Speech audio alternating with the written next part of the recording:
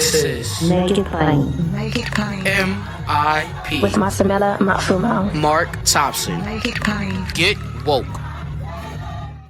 If you're a podcast host, listen up, this one's for you. My name is Allie Jackson. I'm the host of Finding Mr. Height, a dating and relationship podcast that I've been doing for 4 years now, sharing my positive and practical approach to dating that's built on my own life experience. And I wanted to share another experience that I've had, my secret behind monetizing my show. It's called Red Circle, and I was just telling my colleague about how much I love their platform. With Red Circle, not only am I getting a seamless hosting experience, but I also love the support I receive in ad sales. It's not just typical ad sales either. It's targeted opportunities based on my show and my life. And the platform is super simple. You just set your preferences and Red Circle matches you with sponsors that align with your show. You can vet every opportunity and their platform gives you great analytics. More recently too, my Red Circle team has brought me opportunities outside of my podcast on social media to really augment the podcast partnerships, bring them full circle. I just can't recommend them enough. If you want to give it a try, go to redcircle.com to get your free trial. That's redcircle.com for a free trial. New from Radiotopia presents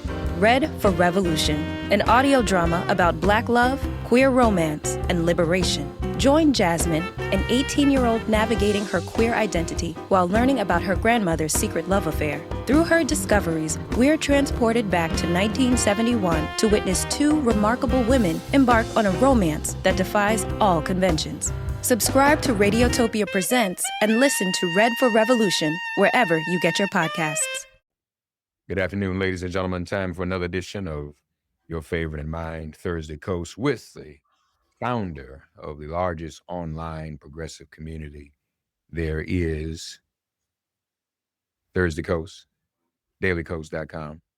Markos joins us from the left coast. Buddy, how are you? Doing great. Thank you very much. I'm a freshly minted empty nester. So I've been traveling. We joked that my daughter is the empty nester because she's at home. She's going to community college, and I'm the one that took off. Right now I'm home. Right. I got to check up on her, make sure everything's okay. How's that adjustment for you? It's weird. I mean, you went through it. What was it, a few years ago? It's a weird feeling, and I was a full-time single dad, right? So it's not having that sort of perpetual always have to worry about them. And of course we worry about our kids. I mean, that doesn't change, but I don't have to legally worry about them. A little different. Well, that's good. At this stage of life, we deserve to hang out a little bit and take care of ourselves. Yeah. And So we look forward to that. And Ari, how's he doing? he's doing great. He's National Guardsman down in LA, and he got lucky. He didn't have to do this BS deployment that Trump has made him do. Called up 4,000 guardsmen supposedly because of the LA riots. There's no LA riots. There's not even any LA protests right now, really. So there's 4,000 guardsmen getting paid to just sit on their butts, pissed off because they got families and they got jobs, and Trump doesn't care. Trump doesn't give a rat's ass about people's actual lives. This is his little battle with Gavin Newsom. And Ari, thankfully, because he had to finish school, he got out of that activation. But his buddies are not in a good place, and just shows how Trump just disrespects our troops time and time again. Yeah. Well, They're literally doing nothing. They're sitting on their asses doing nothing, and it's costing them like $40 million a month. And where's Doge and all that nonsense, right? Like, they never cared about actually saving money. They care about their culture war battles. They care about destroying the social net. mm-hmm. They don't actually care about people. Yeah. Isn't it interesting too how that story, it was dramatic. He always is trying to get in the news cycle. Now there's nothing. There's no coverage of what is going on in LA. It just it's just a lot of drama, and he's got it. So are the troops still there? Yes, 4,000 of them. Not only, it was bad enough that they called up 2,000 from LA and Southern California, so San Diego. My son's unit is in San Diego. He actually called up all of the NorCal, California guardsmen and sent them south for no reason. The 2,000 were sitting on their butts. Now there's 4,000 sitting on their butts, and it's costing like $40 million a month to for them to sit on their butts and do nothing. There's no mission. They literally have nothing to do. And so they're stewing on, they're literally all pissed off. They want to get back. One of my son's unit mates, his wife has just got, she just found out she's pregnant. She wants her husband. They won't let her go. Let him go be with his wife who's newly pregnant. I mean, things like that. And you think Trump gives a damn? Of course he doesn't give a damn. There's no mission. There's literally nothing but sitting on their butts. And Trump called up more just to be an a-hole. No reason. Nobody said we need more troops. Nobody. And now we've got alligator Alcatraz, just something else to get on camera and get in front of the screen and soak up the news cycle. Yeah. But folks, we're trying to affect that simultaneously. I'm involved in another broadcast, State of the People Marathon. We've been since Monday been talking about the budget. They had members of Congress on. It's big, ugly, big, beautiful bill, he calls it, but it's a big, ugly bill. Hakeem Jeffries is on the floor now, and so people are watching that. What's your, I mean, I don't think we're going to stop it. Hakeem's going to talk for as long as he can. I'll just send him Frederick Douglass's speech. Hopefully he'll read that. That'll help. And that's good for a good 2-3 hours. You all know that's the tradition. I do it every 4th of July. I read the speech in its entirety, not the abbreviated version. So tomorrow, if you want to tune in to make it plain and get the full 2.5-3 hour speech, I will read it in its entirety. If you're ever bored, you can call me. I'll read it to you over the phone. But it's long and a great speech, by the way, but it's very long. What are your thoughts about this bill? First of all, from your point of view, and I know you know all the numbers. I mean, I know you've seen analysis, but we just want to hear your voice in terms of folks hearing from Markos how bad this thing really is. It is so bad that we had reports yesterday that Trump, speaking to a bunch of House members in the White House, told them to make sure not to cut any Medicaid because if they did, they would lose their elections. Trump has no idea what's in it. He gets it that cutting Medicaid is a electoral loser. We see Don Bacon in Nebraska, in the Omaha, Nebraska district, which Kamala Harris won. We see him, he just quit. He's voting for the bill and he quit because he knows he can't even defend that thing. Yeah. So he's an a-hole Republican, he always was. But he's like, I'm going to lose. What's the point? So he quit. And it is a bill that, I mean, one is, first of all, like Trump doesn't know what's in it, right? He just wants the victory. He wants to be able to be on TV and be the conquering hero. But you know what's really amazing about this whole thing is, and we've talked about this before, Mark, it's just how surgically it targets his own new base. For the first time in probably forever, if not ever, since realignment, Republicans won people making less than $50,000. They won the working class. Yeah. Democrats won those making over 50,000, and they won very comfortably amongst those making over 100,000. So as a former colleague of mine once said, Democrats are the party of people who don't need to look at prices when buying groceries. That's who we are. So you have a new base, and you think Republicans and Steve Bannon has actually been on this. Right? They have a new base, and it's working class people. But they're acting like Republicans, right? They're acting like they're the party of billionaires and rich people. So they're so hyper fixated on giving billionaires a $20,000 tax cut. $20,000 for billionaires or millionaires. What is that? It's nothing, right? It's a rounding error. Mm-hmm. While actually raising taxes on those making less than 50,000. It's absolutely incredible. They're cutting the infrastructure bill money that Joe Biden passed. They're cutting that, even though 75% of the benefits of that go to red counties, to Republican area counties. Now, Mark, I've talked about how stupid it was for Biden to pass a bill that benefited Republicans, right? Like benefit our people, get our people to see a connection between government and their vote. But he very naively thought that Democrats would be rewarded if they actually spent money developing these rural areas, these economically disadvantaged areas. That didn't happen. They voted for Trump by even bigger numbers. And now Trump's coming in and he's literally cutting that money. He's cutting money that is Medicaid. The Medicaid expansion literally keeps rural hospitals afloat. That's right. Mark. Right. And so we know, and a bunch of these Republicans have been complaining about that, including Josh Hawley in Missouri, but then they vote for the frickin' bill, right? After they Mhm. spent months complaining about how this will absolutely decimate rural hospitals. Mark, you and me, our hospitals are fine. They're gonna be fine.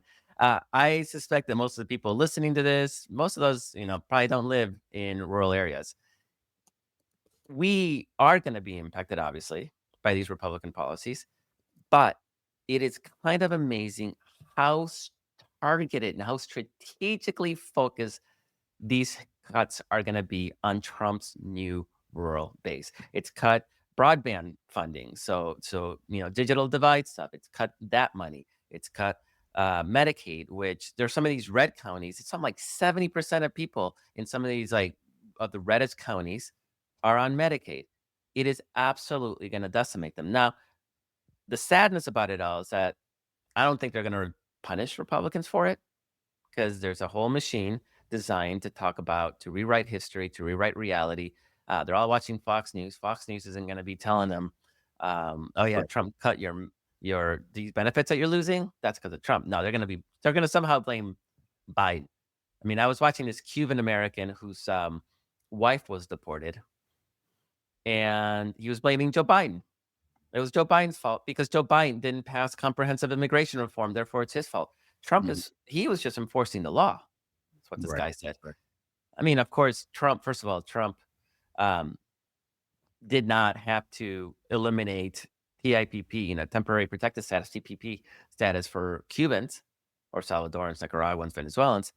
But beside that, it was Trump who torpedoed the immigration reform bill that Biden and congressional Republicans had negotiated. So again, they'll find a way to rationalize why their vote for Trump isn't the reason they're going to be experiencing new misery, but they're going to be experiencing new misery.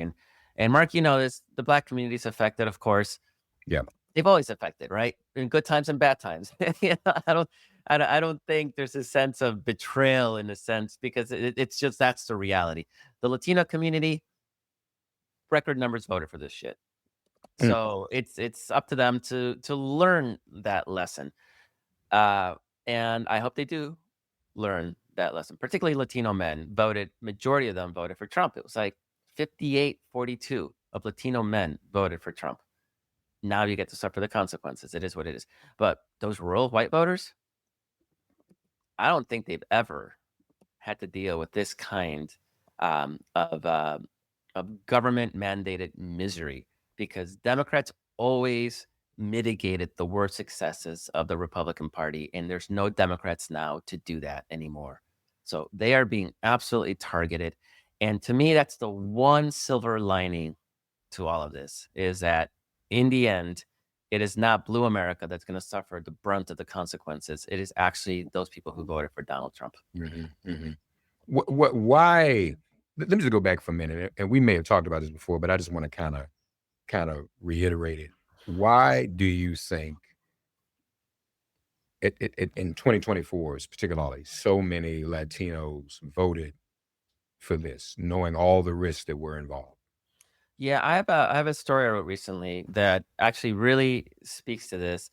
Men in particular, there is a sense amongst men that they are being sort of vilified and blamed for society's ills, for toxic masculinity, for the patriarchy, and there's been a sort of a blowback with men. Some of it is obviously, most of it is not actually justified. It's a bunch of bullshit, but men are actually suffering, right? And to me, we as progressives, we can be so compassionate, and yet when we see men struggling, we're not.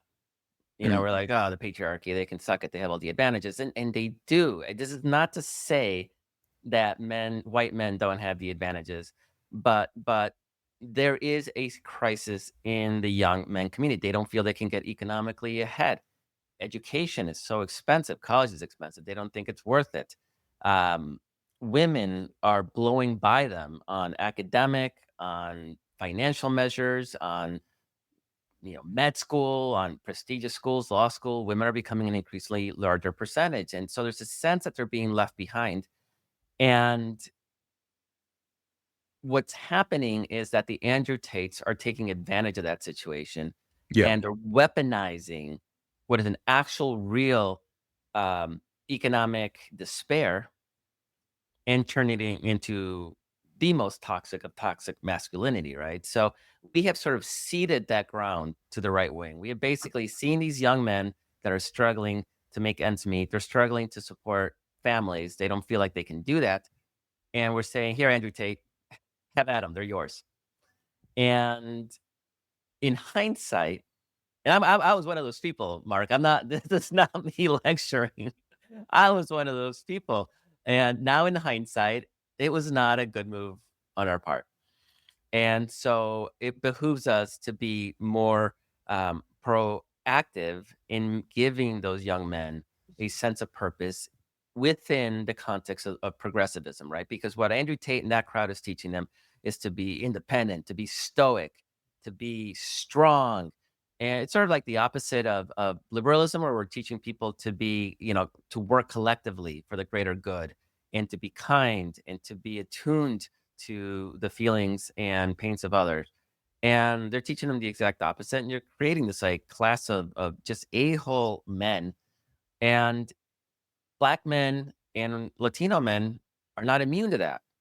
And so like Black women, obviously, they were very few Black women voted Republican, but more Black men voted for Trump this time than the last two cycles. And Latinos swung very, very hard. And so there is this sense that big part of that is that institutions have failed us. Corporations have shipped jobs overseas. They don't care about taking care of their employees, obviously. The government doesn't seem to directly help people. I will never understand. I've talked about this a million times, but why do Democrats insist on hiding any benefits in the tax code? We'll give a tax credit for this and we'll take tax credit for that. Mark, when I'm paying my taxes, I don't think, oh, thank God the Democrats passed that one thing, because otherwise my taxes would be $500 more. I don't think that. I think, freaking taxes. And I actually believe in paying taxes, and I still don't like to pay taxes, right? So why would you hide benefits and send people a check? If you want people to have a $500 credit, send them a freaking $500 check and sign it, Joe Biden. Sign it, whoever the Democrat is who passed it.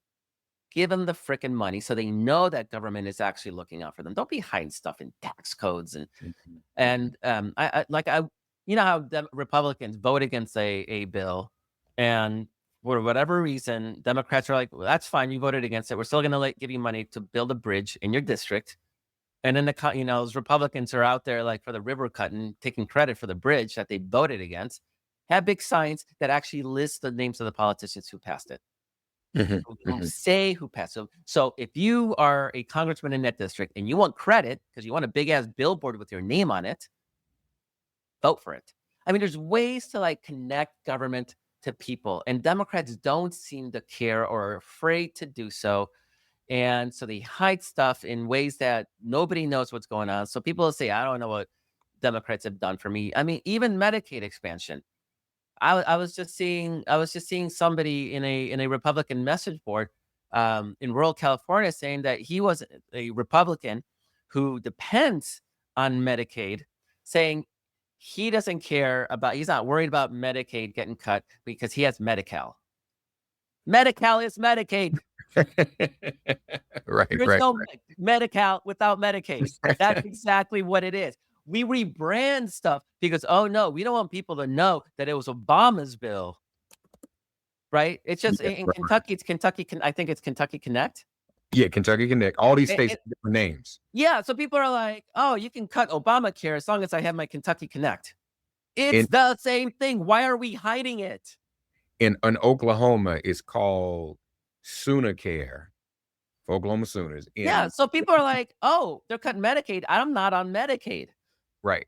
In Washington State, it's called Apple Health. And as you said, in California, it's called Medi-Cal. So that's what they do. They change these names And it's really unfortunate because people don't realize what's about to hit them. But No. let me ask you this: what about Democrats? Have they? I mean, you obviously critique some of what they've done, but in this current process, is there anything Democrats could have done better, Markos? So my big they have done what they can legislatively to gum up the works as much as they could. Um, I will always criticize these Democrats who don't frickin' retire and then they die in office, and now it's actually screwing us because we have 3 empty seats from Democrats who died in office. They don't want to retire. One of the reasons they don't want to retire is because we don't have term limits on our committee chairmanships. Republicans do, right? So you get your I don't know how many terms they have to do, 4 terms or something. You don't want to be a backbencher, you retire, and that opens it up for new blood. Like, we don't do that. Like, our elected officials die in office, and that doesn't help them. I mean, go spend time with your family, for God's sake, right? Definitely doesn't help build a party that's responsive to new generations. We have these geriatric Democrats in office. And then it screws us legislatively. Like right now, we a bunch of Republican bills would have failed if we had a full House contingency. So there's that. To me, the biggest problem with the Democrats, though, is that we ran a campaign basically saying that Trump was fascism and that the end of the republic, end of our democracy, was possible if he won. Right. And then he got elected, and you have people like Schumer and Jeffries writing like sternly worded letters. Meanwhile, remember, Barack Obama got elected, and it was an all hands on deck. Let's destroy his presidency from day one. They didn't hide it. You had Mitch McConnell saying, my number one job is to make Obama a one-term president. Like, they went all out. And our people are like, oh, we got institutions and we have norms and we must maintain our norms. And why are we doing that? Why aren't we absolutely calling out what is fascism and doing everything rhetorically to stop them, right? So there's a lot of frustration, obviously, and I think it's led to the rise of like Mamdani, Zoran Mamdani in New York City. There's a hunger for a generation of Democrat that doesn't just understand the grave, serious challenges that a republic is facing, but is also willing to take on the institutions that have gotten us here. Right now, our capitalistic system is not serving us. And Mark, I am a capitalist through and through. And I can see the system. I'm not a socialist. I can see the system. I can say this isn't working. And you can see it, Mark, under 50,000 voted for Trump. That right there tells you the system's not working. Mhm. And because Trump came in with a wrecking ball against these institutions, we as Democrats reflectively began to defend them. Some of these institutions don't need to be defended. They need to be torn up. If there's ever a silver lining to Donald Trump right now, is that he's trashing the crap out of everything. And hopefully when we retake power in 3 years, we can start fresh. And we need somebody with that vision, just not to come in and say, well, we're going to restore the institutions. No, the institutions are broken. Our government institutions are broken. Our business institutions, Wall Street, all of that is broken. We need somebody that's going to come in and rewrite the rules of our society in a way that actually benefits people. Because right now, it absolutely is not. If you're not part of the coastal elite, if you're not one of us living in a city that can afford to live in a city, that can afford for our kids to go to college, if you're not part of that, you can't break in. You are absolutely excluded. It is a gated community. I mean, Mark, when we were young, how much did it cost to go to a baseball game? Like, I remember like Cubs games, we'd go for like $10. Yeah. Hot dogs were like $2 at Wrigley Field. Yep. Now, a family of 4, what, $250, $300? Yeah. Between tickets and, if God forbid you want a beer, they're like $18. How are people that are excluded from that civic life, the culture life, right? You can't go even catch a sports game anymore. Right. Certainly aren't, you go in for a dinner. I was just in Chicago because, I'm originally from Chicago. I want to spend a lot more time in Chicago. It's just me by myself. And I would get ramen and it'll cost me $30. Mm. This life And it's not even a question of inflation is high. Inflation's high. That's a challenge, right? And Trump won. I'll tell you, Trump won because he said, and yeah, why Latinos voted for him, he said, I'm going to lower prices on day one. That's it. And Mamdani won because he said, I'm going to lower your prices if I'm mayor, right? No free bus fare, rent freeze, free childcare. Like, neither of them have a plan on how to make that happen. Like, I actually think Mamdani's promises are not quite realistic. I don't even understand his grocery store one. Just get rid of the tax on groceries. Like, there you go. You save 5%, right? I'm not sure why you create an entire new grocery chain, but that's not even the point. The point is he's coming in and he's saying, I see you, you're struggling. I'm going to make things cheaper for you. Como was like, I'll lower prices by creating a fund that will create more housing. And in like 8 years, maybe if we get all this funding, maybe you'll see a tax. Like, that's what people hear, right? They hear blah, blah, blah, blah, blah. We don't come in and say, we're going to lower your freaking taxes. We're going to, not taxes, we're going to lower your cost of living. So, you know what we do. Remember 1984, Walter Mondale, we're going to have to raise taxes. Yeah. Reagan won't tell you I just did, straight down the toilet. I mean, now, too honest. If you want to say raise taxes on Elon Musk, that Right. polls well even amongst Republicans. Right. That nobody, and I always like to say that Mark Cuban, if he ran for president, there's a lot of buzz about him running for president. If he ran a president on a platform of, if you vote for me, I will no longer be a billionaire because I will tax me to death. Like, that would be so freaking powerful. People would do it just to screw him. You know? Yeah, we don't like billionaires. There's no reason billionaires should exist. I mean, that was like the big controversial thing that Mamdani just said, that billionaires should not exist. They should not exist. Yeah, for what? For what purpose? Why? Why do you need that much freaking money? And the people who fantasize about billionairism or being a billionaire will never get there. No. That's the other thing. Shit, if I got there, I would give it away and I wouldn't be a billionaire anymore. That would be the fun part about being a billionaire. It's just giving the money away. These people don't give the money away. Musk doesn't have a charitable foundation. No.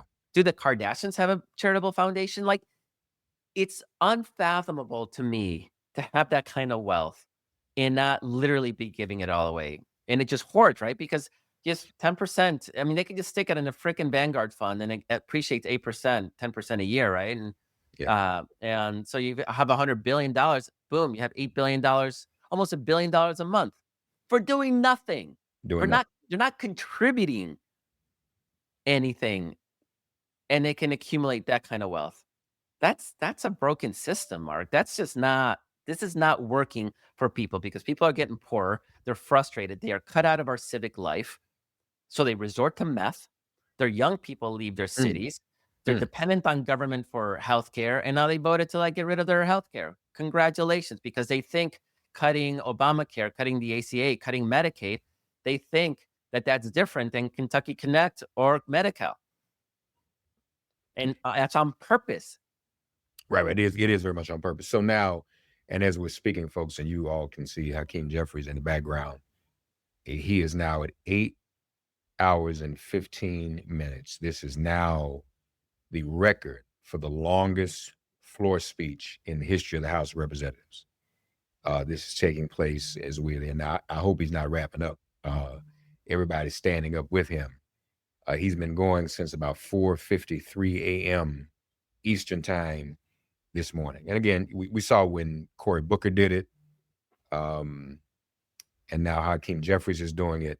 So, I mean, as we get to a point where this is wild under and you all had in effect people who called it pushed back some senators, very, very close vote, almost didn't happen. When I fell asleep last night around 1:32 a.m., they still did not have passage of the rule. There were still 4 holdouts on the rule. Now, I don't know whether those people are now. It's probably going to pass. So, Markos. It's going to pass, but they're still talking about the rule, right? They're not even talking about final passage yet. No, I think the rule, it's my understanding, the rule is passed. Oh, it has. Okay. Early this morning. Got it. Okay. So then the question for us is, once this goes through, what do Democrats do next? If you had run for chair and I had been on your ticket and we would be in charge of the party like we should have been, I'm just kidding, y'all. What would have happened? What would we be doing right now? What would be next? Mark, I'd be running a national ad campaign blasting Republicans for getting people's Medicaid, and I would actually be tailoring them to, say, Kentucky, saying they're getting rid of Kentucky Connect, they're getting rid of Sooner Care, they're getting rid of Medi-Cal, targeting it and beginning that, because this idea that you're going to run the ad 6 weeks before the freaking election and that you're going to actually get through to people is an absolute fiction, and it's a waste of money. So I would be bashing the crap out of them. Have we seen anything in the media? No. And this, Mark, as laudable as this is, who's watching this? Us, people who are already progressives, and we're glad to see some fight, obviously, but it's not reaching the people that we need it to reach, and it never will. Yeah, That's what's really frustrating. I have to share this. Obviously, Oklahoma Medicaid is called Sooner Care. Guess what? I give you a chance to guess what Indiana's is called, Markos. Indiana, Hoosier Care. There you go. You got it. Hoosier Health Wise. Kansas, check this out. Not a lot of creativity. Can Care. K-A-N. Okay. Missouri, M-O Health Net. So, everybody hasn't done a rebranding, but many have. New Mexico, Centennial Care. I mentioned Sooner Care, or the Oregon Health Plan. That's exciting. But this is South Carolina, Healthy Connections. Tennessee, 10 Care. All right, as I said, Washington State, Apple Health. I don't know how they came up with that. But some states actually still have Medicaid in the name. But again, this is to throw people off, and this is to make them forget or be confused about what is taking place. SNAP benefits are going to be affected. They disproportionately are helpful to people of color, but this is going to impact, still in the majority, in the main, people who are white, because the majority of people on SNAP are not Black or Latino. They are white. And rural America absolutely depends on it. Yeah, and it is right. Y'all, I'm going to share this. You all have any of you ever traveled and gone to like a rural or super suburban area? And as you drive for miles and you see homes where people live and you don't see a hospital, and you wonder, what happened? Like, could I live in a place like that if I got sick and ain't no hospital for miles around? That gives me anxiety. I don't know if I could deal with that. Imagine what it will be in those places where there's just one or two rural hospitals in that vicinity, and that closes, and those individuals don't have access to doctors and medical care. You have a heart attack, you just die at home. I mean, that's pretty much what you're setting yourself up for. And this is 2025. That should not be happening. So we're gonna obviously watch this very, very closely. What's left to watch. If you're watching us on screen, you see Hakeem Jeffries and members of the Black Caucus there. Congressman Vindman, the whistleblower who became a congressman, was just sitting behind him. Maxine Waters is there, Yvette Clark, Frederica Wilson, members of the Congressional Black Caucus. We were up there with all of them last night. We're 8.5 hours. We're at 8 hours, 20 minutes. And so this is time that the leaders of the parties have to do this. So he just took a sip of water, as you can see. We'll see how long could you talk for 8 hours, Markos? I don't know. Nope. I'm sure I would have to go to the bathroom at some point, being being a man of a certain age. And Hakeem and I are the same age, so I don't know what he's doing. I was I'd have to put on a Depend or something. So Cory Booker actually dehydrated himself for like a full day, so he wouldn't have to go. Yeah. Yeah. Yeah. Markos, Melissa's folks, Thursday Kos, buddy, as always, we appreciate you. We will continue to watch as all of this develops, folks. Stay tuned. And don't forget, go to dailykos.com for all the latest news about what is happening on the Hill and around the world. Markos, we'd be remiss if we also didn't touch on your military experience. Quickly, if you can, your thoughts. Well, I mean, I don't know how much time you have, so I want to be respectful of that. But your thoughts on Iran, the bombing. We decimated them, all of that. Decimated. And even his own intelligence people saying, no, that you didn't really do that. That's not what happened. I mean, it reminds me of Dick Cheney back during the pre-Iraq war times, where the CIA was saying Saddam Hussein doesn't have weapons of mass destruction, and Dick Cheney was absolutely insistent to have a reason to go to war. So he created a rival intelligence agency inside the Pentagon to give him fake information to then justify going to war, right? I will say this time, Trump is obviously wrong. I mean, we had video just days after one of the tunnel shafts open and the Iranians moving stuff in and out. That clearly it didn't have its intended mission, but Trump's refusal to accept that reality may actually prevent us from going to war. So in this case, I'm a little conflicted. I don't want us to go to war against Iran. I don't see a viable path to victory in an air-only war. So let him be deluded into thinking that he accomplished the mission and send the bombers home, and we're probably better off that way. So clearly, it didn't do what it was intended. From all indications, it looked like Trump was watching the Israelis systematically take out Iran's air defenses and wanted to claim victory. So he sent one sortie, claimed victory. There's no real victory, but okay. Go home. Now, what's dangerous about the whole situation, though, and this is the law of unintended consequences, is that countries that have nuclear weapons do not get bombed. And so now Iran has that much more of an incentive to finish their nuclear war program than they did before. Right. And whereas the Obama administration was in negotiations for accountability, and Trump just completely destroyed that. Lastly, explain this, because a couple of people have asked me this, how Iran can give the U.S. a warning. We're just going to retaliate symbolically, get everybody off the base, and we're going to bomb it.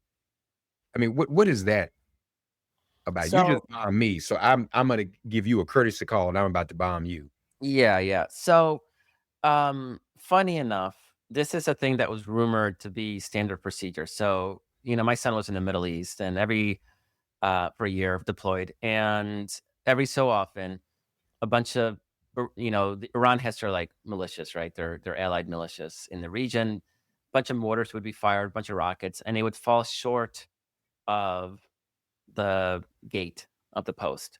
And then the U.S. would bomb some spot in the desert, and then they would go back and forth. And it was a way for both of them to show how tough they were. And it was, the Iranians were resisting the occupation of the imperialists, and the U.S. was showing how it wasn't going to be bullied around, but neither of them were particularly interested in actually killing anybody. So it was all a kabuki theater. What's interesting about this situation is that it seemed to be a continuation of that, except that the U.S. strike was actually a real strike, right? It was an actual attempt to take out Iran's nuclear weapons. And Trump literally gave Iran permission to strike American bases, which is not a thing that American presidents should do. And Mark, if it was Obama that did that, he'd be impeached already. Right. And that's he would already have been impeached. To give Iran permission, even if it was designed to miss, because before it was sort of wink, right? It wasn't like President Biden saying, "I approve of these fake strikes and they can strike up." No, it wasn't that. It was just kind of like just it was kind of a quiet little kabuki theater, but it wasn't Joe Biden giving permission to Iranian militias to even pretend to attack American forces. Trump is bragging that he gave Iran permission. And Iran doesn't have real I mean, the last thing Iran wanted was to kill an American soldier, because then the U.S. has to retaliate in a bigger fashion, right? And they could target military barracks and facilities and actually kill a lot more Iranians than Iran's capable. So Iran got to show, we retaliated. And that was part of that kabuki. I don't know why Trump needs to open his freaking fat mouth and talk about it. But that's what he does. Stupid. Yeah. Just out of control. Yeah. Markos, Melissa's dailykos.com, as always. Thank you, buddy. Thank you so much. Catch you next week. Yes, sir. Thanks for getting woke and listening to Make It Plain. As always, perform an act of kindness on behalf of an elder or young person. Write a letter to a sister or brother who just so happens to find her or himself incarcerated. Offer libations to the ancestors upon whose sturdy shoulders we all now stand. And above all, give thanks to the God of your understanding by whatever name you call her and him. All God asks of us is that we give each other love. Thanks for giving MIP love. And please remember to subscribe and give us a 5-star rating. If all hearts and minds are clear, it has been made plain.